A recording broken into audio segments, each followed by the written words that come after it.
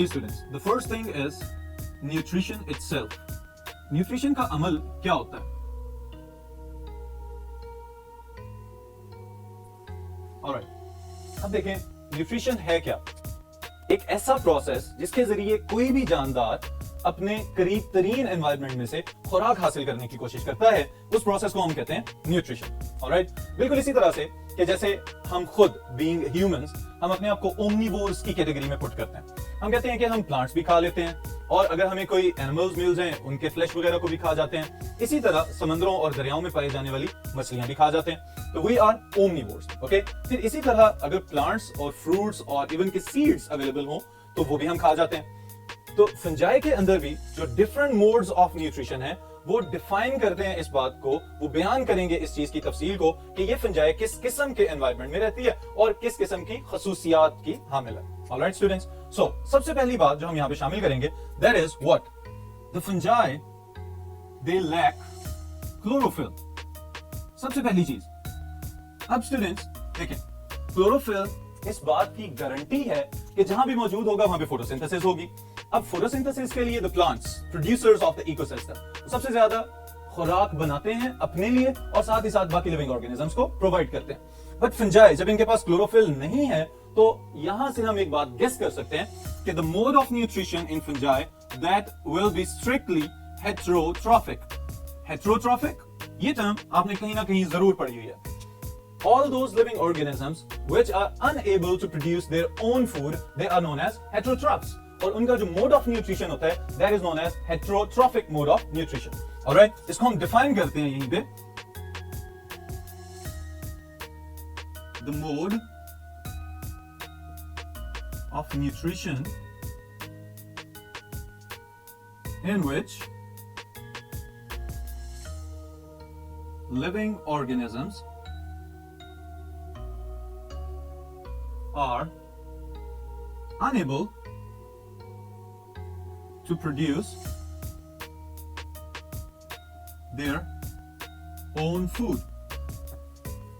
इस तरह का न्यूट्रिशन का तरीका जिसमें जानदार अपनी खुराक खुद बना नहीं सकते, तो इस वजह से किसी ना किसी और जरिए से, किसी ना किसी और मेथड के जरिए हासिल करेंगे उसको। ऑलराइट, अब वो तरीके कौन कौन से हो सकते हैं उसके लिए स्टूडेंट्स मैं पहले इनलिस्ट कर रहा हूं और फिर बाद में इनकी डिटेल देखते हैं हम। First of all, fungi are decomposers. So इसकी बुनियाद पे हम ये कह सकते हैं they are saprotrophs, और एक और टर्म यूज होती है इसके लिए saprobes. Alright? फिर जो सेकेंड क्लास हम यहाँ पे बना सकते हैं, जो अभी हम हेटेरोट्रॉफिक मोड ऑफ न्यूट्रिशन की बात कर रहे हैं। Okay, saprotrophic mode of nutrition के साथ ही साथ they can be parasites. ऐसा भी पॉसिबल है कि ये दूसरे जानदारों को नुकसान पहुंचा के अपनी खुराक की जरूरियात को पूरा कर सकते हो। तो ये भी पैरासाइट्स की प्रॉपर्टी है, इस वजह से पैरासिटिक फंजाई कहलाएंगे। फिर इसके बाद स्टूडेंट्स जो थर्ड चीज है जो यहाँ पे हम लिखने जा रहे हैं अभी, ये जबरदस्त किस्म की एक प्रॉपर्टी फंजाई में पाई जाती है कि जो इससे एक्सपेक्ट नहीं की जाती आमतौर पे। Okay, that is what some of the fungi they also show predatory mode of nutrition. अब ये क्या चीज है प्रेडेटरी मोड ऑफ न्यूट्रिशन? इस तरह का न्यूट्रिशन का तरीकाकार जिसमें जानदार दूसरे जानदारों को, जिंदा जानदारों को ट्रैप करें या उन पे अटैक करें और उसके बाद उनको पैरालाइज करके खा जाएं। तो फंजाई के अंदर ये एक प्रॉपर्टी अल्लाह ताला ने दे दी है कि ये क्या करते हैं, बहुत सारे वर्म्स को, छोटे छोटे कीड़े मकोड़े जो कि सॉइल के अंदर पाए जाते हैं, स्पेशली नेमाटोड्स हैं, उनको ये पकड़ते हैं और फिर उसके बाद उनको खा जाते हैं। Alright students, so these are the three basic modes of nutrition of heterotrophic nutrition in fungi. Okay, अब इन तीनों को वन बाय वन हम डिटेल से देखते हैं। Number one is what saprotrophic mode of nutrition.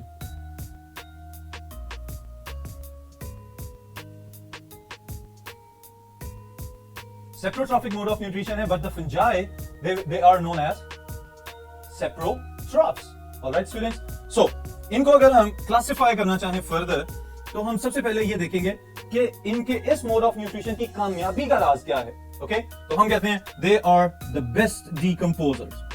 Okay, bacteria के साथ मिलके तो ये हमारे इर्द गिर्द के इकोसिस्टम में, एनवायरनमेंट में जो बेशुमार आलाइशें और वेस्ट प्रोडक्ट्स हम डेली बेसिस पे अपने घरों से, इंडस्ट्री से बाहर फेंक रहे हैं, ये फंजाई और बैक्टीरिया क्या करते हैं, उसको डीकंपोज कर देते हैं, रिसाइकल कर देते हैं बहुत सारे मिनरल्स और केमिकल्स को, ताकि हम उनको दोबारा इस्तेमाल कर सकें। ओके स्टूडेंट्स, फिर इसके बाद दूसरी प्रॉपर्टी जिसकी वजह से इनको हम ये भी कह सकते हैं कि ये किसी ना किसी सूरत में केमिकल्स से अपनी खुराक हासिल करते हैं। ओके, उसकी बिना पे इनको कहते हैं हम कीमो हेट्रोट्रॉफ।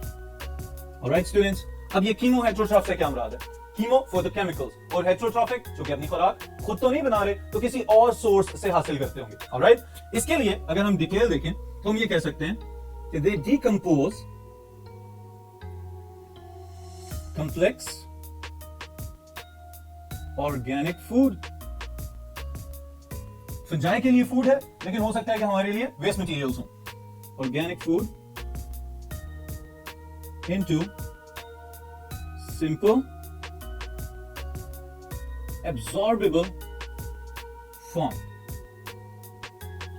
ओके स्टूडेंट्स, अब देखें बहुत सारे ऐसे न्यूट्रिएंट्स जो हमारे इकोसिस्टम में, हमारे इर्द गिर्द के एनवायरनमेंट में न्यूट्रिएंट साइकिल्स की वजह से रीन्यू होते रहते हैं हर वक्त। ओके, अब इनका रीन्यूअल बनने में मदद है fungi, specially carbon. Alright, carbon और नाइट्रोजन ये दो ऐसे न्यूट्रिएंट्स हैं कि जो फंजाई और बैक्टीरिया की मौजूदगी के बगैर शायद इनकी रिसाइकलिंग का प्रोसेस ऑलमोस्ट जीरो पे चला जाए। ओके, सो इस लिहाज से the decomposers they are very important.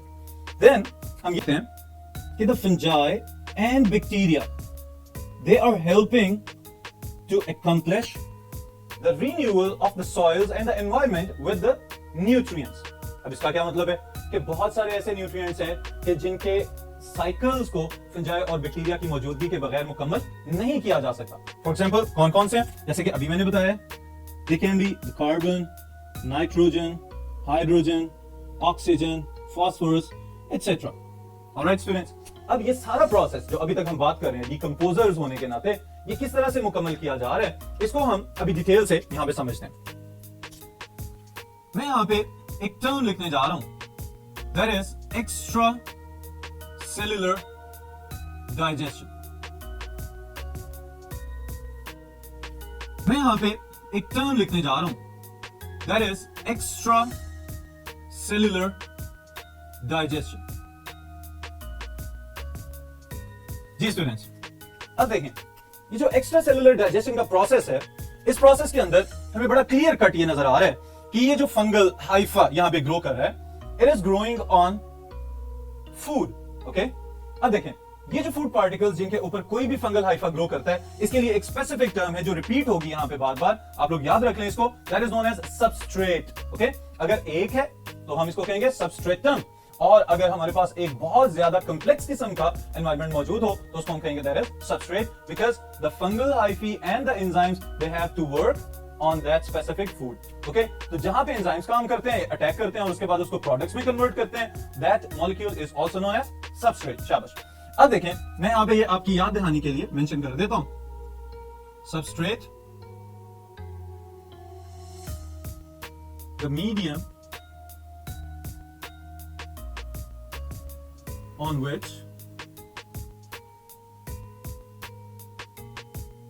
fungal hyphae are growing। Alright students, वो ऐसी जगह जहां पे फंगल हाइफे ग्रो कर रहे हैं उसको हम कहेंगे दैट इज सबस्ट्रेट। अब देखें ये जो फंगल हाइफा यहां पे आपको ग्रो करता हुआ किसी सबस्ट्रेट के ऊपर नजर आ रहा है, अब जैसे ही इसको जरूरत है खुराक की, और चूंकि डीकंपोजर्स हैं तो हर वक्त इसी कोशिश में लगे रहते हैं कि जो कुछ भी मिले उसको कन्वर्ट कर दिया जाए इनटू सिंपलर मॉलिक्यूल्स, तो ये क्या करेंगे, कुछ एंजाइम्स को रिलीज करेंगे अपने हाइफे से बाहर।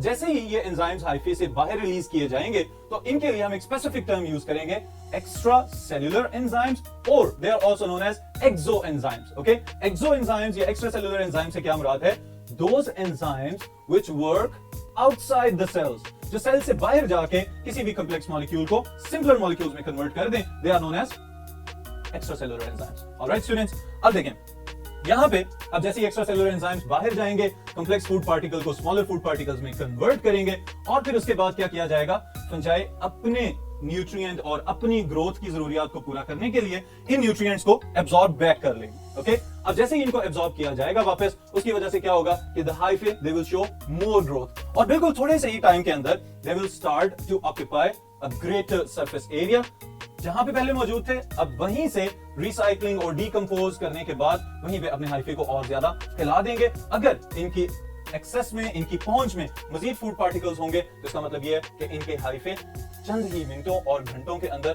बहुत ज्यादा फासला तय कर सकते हैं। Alright students, so this is about the extracellular digestion that is performed when the fungi they are trying to occupy more surface area and during decomposition of the organic substances. Okay? फिर अगर हम next category या next class की तरफ चलें तो that is what? Parasitic fungi. जी students, अब देखें यहां पे मैं आपको एक और अहम पॉइंट बताना चाहता हूं, और वो क्या कि पैरासिटिक फंजाई के पास भी कुछ खसूसियात हैं, और उन खसूसियात में से the most significant one is the presence of haustoria.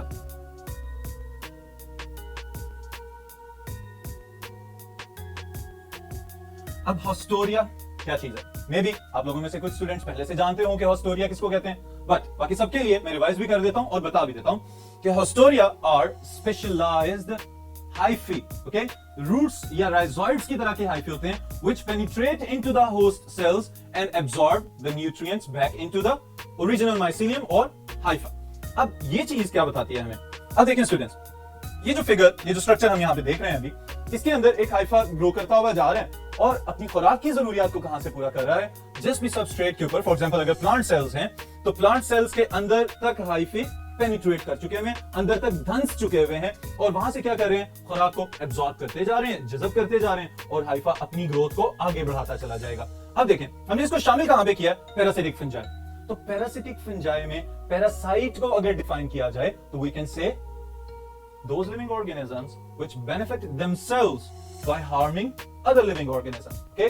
वो जानदार जो अपने फायदे के लिए किसी और लिविंग ऑर्गेनिज्म को नुकसान पहुंचा के अपनी खुराक हासिल करें, they are known as parasites, okay? Haustoria को डिफाइन करते हैं, शॉर्ट क्वेश्चन के लिए इंपॉर्टेंट है। The specialized hyphae that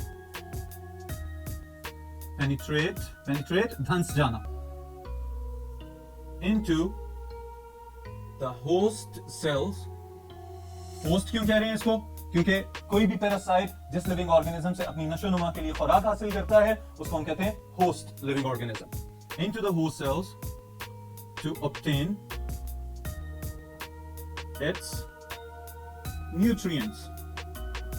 alright students, so these are haustoria।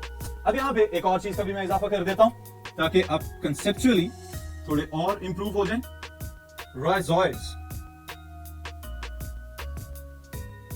Ji students, आपके ख्याल में क्या ये दोनों टर्म्स सेम हैं या इन दोनों में कोई डिफरेंस मौजूद हो सकता है? They are slightly different. किस तरह से डिफरेंट हैं? Haustoria are the rhizoidal hyphae और simply hyphae that are exhibited और that are present in the parasitic fungi. But rhizoids क्या हैं? root hair like hyphae used to anchor the fungi on the substrate।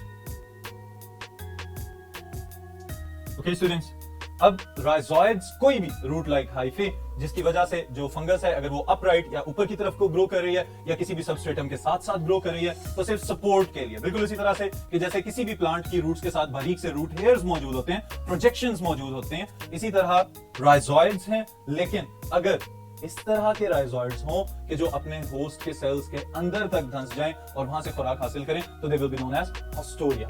Okay, then आगे चलते हैं। We can differentiate the parasitic fungi into two different classes. The first one is obligate parasites and the second one is facultative parasites।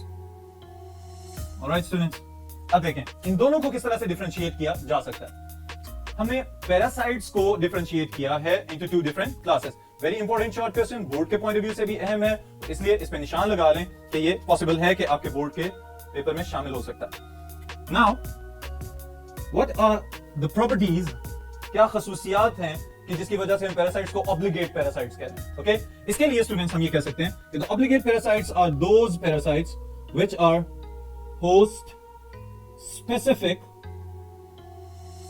और host dependent. Alright, इस तरह के parasites जो अपने host के बगैर अपने लाइफ साइकिल को मुकम्मल नहीं कर सकते, they are known as obligate parasites. Okay, तो फंजाई में भी ऑब्लिगेट पैरासाइट्स हो सकते हैं, वायरसेस में भी ऑब्लिगेट पैरासाइट्स हो सकते हैं, और कुछ बैक्टीरिया की इकसाम भी ऐसी हैं कि जो अगर बीमारी फैला रहे हैं तो वो सिर्फ अपने ही होस्ट की हद तक महदूद रहेंगे, किसी दूसरे में जाके हो सकता है सेम इंफेक्शन कॉज ना कर सके, तो they are known as obligate parasites. Okay, फिर फैकल्टेटिव पैरासाइट्स की अगर हम प्रॉपर्टीज देखें तो यहां पे हम ये लिख सकते हैं होस्ट इंडिपेंडेंट, ये अपने होस्ट के ऊपर लाइफ साइकिल मुकम्मल करने के लिहाज से 100% डिपेंडेंट नहीं है। ऑलराइट, और इस बात का हमें किस तरह से पता चला? They can be grown on artificial growth culture media, एक हो तो मीडियम और बहुत ज्यादा हो तो मीडिया। ओके, अब देखें स्टूडेंट्स, ये वाली बात जो मैंने यहां पे लिखी है इसको फिर हम रिलेट करेंगे ऑब्लिगेट पैरासाइट्स के साथ भी। फैकल्टेटिव पैरासाइट्स वो हैं कि जो अपने लिविंग होस्ट के अंदर या किसी आर्टिफिशियल मीडियम के ऊपर इक्वली ग्रोथ शो कर सकते हैं, तो इसलिए हम कहते हैं कि they are facultative parasites. Okay, और इसके लिए हमारे पास मिसालें बहुत सारी मौजूद हैं, बेशुमार फंजाई की ऐसी इकसाम कि जो लैब्स में ग्रो की जाती हैं डिफरेंट एक्सपेरिमेंट्स को कंडक्ट करने के लिए, हम कहते हैं कि they are all facultative. But parasites होंगे तो फिर हम उनके लिए फैकल्टेटिव पैरासिटिक की टर्म यूज करेंगे। ओके, ऑब्लिगेट पैरासाइट्स के लिए हम ये कह सकते हैं only complete their life cycles on their host, सिर्फ अपने होस्ट के सेल्स के अंदर या उसकी बॉडी के ऊपर ही सिर्फ अपना लाइफ साइकिल कंप्लीट कर सकें। Alright students, then is the third category जिसको अभी हम डिटेल से डिस्कस करते हैं, they are what? Predatory fungi. Okay, those fungi that show predatory mode of nutrition, they are known as predators. Predators शिकारी, शिकार करके खाने वाले।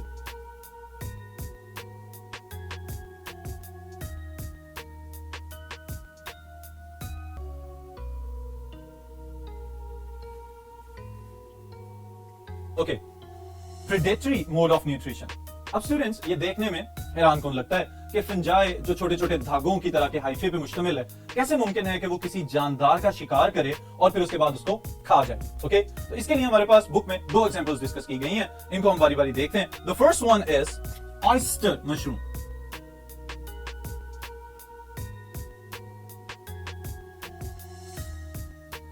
अब तक आपको ये याद हो जाना चाहिए कि जब हम मशरूम्स की बात कर रहे हैं तो फंजाई की बात कर रहे हैं, और फंजाई के लिए बेहतरीन representatives they are mushrooms. Okay, तो ऑयस्टर की टर्म जो स्टूडेंट्स यहां पे ऐड की गई है, that is due to their morphology. Okay, वो एक लिविंग ऑर्गेनिज्म होता है, शेल्ड मोलस्क जिसको हम कहते हैं, सॉफ्ट बॉडीड एनिमल, जो इस तरह से दो ढक्कनों वाली बॉडी में मुश्तमिल होता है कि उसके अंदर छोटे छोटे पर्ल्स या मोती बन जाते हैं। ओके, तो उनको हम कहते हैं बेसिकली ऑयस्टर्स, पर्ल ऑयस्टर्स। तो वहां से उसकी तरह की अपीयरेंस होने की वजह से इनका ये नाम रखा गया है ऑयस्टर मशरूम्स। ओके, इसकी मॉर्फोलॉजी ये अभी आप लोग यहाँ पे अगर देखें तो हमें ये बड़ी क्लियर कट सी पता चलती है ये इसके डायग्राम देख के कि these mushrooms they are really beautiful. Okay, अब इसका साइंटिफिक नेम जो आपको याद रखना होगा ऑब्जेक्टिव के लिए, प्लियोरोटस ऑस्ट्रिएटस। ऑलराइट स्टूडेंट्स, ये इसका साइंटिफिक नेम। ओके, अब इसकी खसूसियात क्या क्या हैं, इनको भी जरा जल्दी से समराइज करते हैं यहां पे। Number 1, they are नेमेटोफेगस। नेमेटोफेगस से क्या मुराद है कि ये इस तरह की फंजाई है कि जो नेमाटोड्स को खा जाती है। नेमाटोड्स क्या होते हैं? छोटे छोटे वर्म्स हैं जो आगे चैप्टर 10 में इंशाल्लाह हम डिटेल में भी पढ़ेंगे। लेकिन ये नेमाटोड्स जो सॉइल में ज्यादातर रहते हैं, इन नेमाटोड्स को घूमते फिरते हुए ग्रोथ करनी होती है, अपनी खुराक इकट्ठी करनी होती है, लेकिन ये फंजाई उनको भी ट्रैप करके खा जाती है। ओके, फिर इसके साथ ही साथ अगर हम एक और प्रॉपर्टी इसकी ऐड करें यहां पे, तो वो क्या है कि दे पैरालाइज द विक्टिम। जो भी शिकार इनका बनेगा उसको ये मफलूज कर देते हैं मुकम्मल तौर पे। ओके, और फिर इसी तरह की एक और एग्जांपल हमारे पास मौजूद है student, and that is what arthrobotrys और आर्थ्रोबॉट्रिस। ओके, अब ये वाली जो फंगस है इसकी खसूसियत क्या है? It makes up constriction rings. Alright students, और फिर कुछ इस तरह की भी स्पीशीज हैं which produce sticky secretions to capture their victim as capturing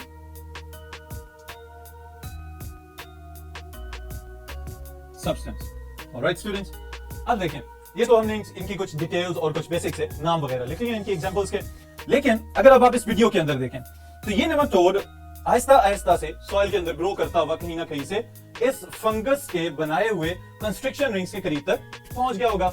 अब जैसे ये यहां पे पहुंचा तो स्टूडेंट्स, ये जो कंस्ट्रिक्शन रिंग्स आपको नजर आ रहे हैं, इन रिंग्स के अंदर एक बड़ी स्पेसिफिक बात है, एक स्पेसिफिक स्पीसीज की मैं बात करने लगा हूं कि 3 सेल्स पे मुश्तमिल एक कंस्ट्रिक्शन रिंग बनाती है ये वाली फंगस। ओके, अब ये जो 3 सेल्स पे मुश्तमिल एक रिंग बनता है, जैसे ही नेमाटोड इसको क्रॉस करने की कोशिश करे या घूमते फिरते हुए उसका कोई एंड इसमें से गुजर जाए, तो उसके टेम्परेचर सेंसिटिविटी की वजह से, थर्मल सेंसिटिविटी की वजह से क्या होता है कि ये सेल्स फौरन स्वेल अप कर जाते हैं। ओके, फूल जाते हैं।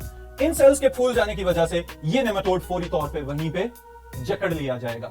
जैसे ही इस वर्म को जकड़ा जाता है, उसके बाद क्या होगा कि वो अपनी तरफ से बहुत कोशिश करता है कि यहां से किसी तरह से निकल जाए, लेकिन स्टूडेंट्स क्या होगा कि बहुत सारी कोशिश करने के बावजूद at the end the energy level will decrease, और जैसे ही वो थक जाएगा तो फौरन क्या होगा कि ये फंगस अपने हाइफे बड़ी ही बेदर्दी के साथ उस नेमाटोड की बॉडी के अंदर पेनिट्रेट करवा देते हैं और फिर अंदर से उसके न्यूट्रिएंट्स को एब्सॉर्ब करना शुरू कर देते हैं। ओके, इसके लिए जो हम 3 स्टेप्स पे मुश्तमिल एक सिंपल सी समरी बना सकते हैं किसी भी नेमेटोफेगस फंगस के लिए, दैट इज व्हाट कैप्चरिंग, पहले उसको पकड़ना या जकड़ लेना, पैरालाइजिंग, फिर उसको मफलूज कर देना कि वो हरकत करने के काबिल भी ना रहे, and the third one is absorption of the nutrients for the fungus itself. अगर फंगस अपने लिए खुराक के जरा बीच में से निकाल ले तो वो फंजाई वहीं पे ग्रो करना शुरू हो जाएगी। अब आपको अंदाजा हो गया होगा कि ये फंगस, जिसको हम शुरू में कह रहे थे कि हाउ इज इट पॉसिबल कि फंजाई भी प्रेडेटरी हो सकती है, तो कुदरत ने इस फंगस को भी ये जबरदस्त प्रॉपर्टी दे दी है कि अगर ये भी चाहे तो एक बड़े नेमाटोड वर्म को, जो इसके अपने वॉल्यूम के निस्बत कई गुना बड़ा और पावरफुल और मोटाइल है, हरकत करने के भी काबिल है, लेकिन फंगस के कंस्ट्रिक्शन रिंग्स में फंस गया, तो इट मींस कि उसकी अल्टीमेटली डेथ हो जाएगी and it will become a source of nutrients for this very fungus. Alright students, so nutrition of fungi को, इसके पहले पार्ट को हम यहीं पे ब्रेक करते हैं, फिर इंशाल्लाह ताला नेक्स्ट सेशन में हम इसके म्यूचुअलिस्टिक और सिम्बायोटिक रिलेशनशिप्स को डिटेल से स्टडी करेंगे।